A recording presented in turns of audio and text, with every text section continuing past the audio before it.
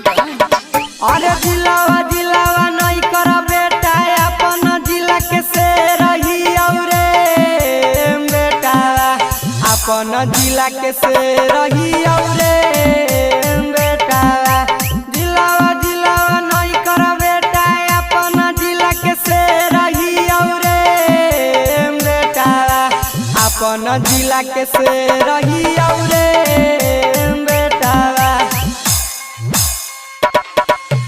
DJ Kanchan Raj Hajipur Vaishali.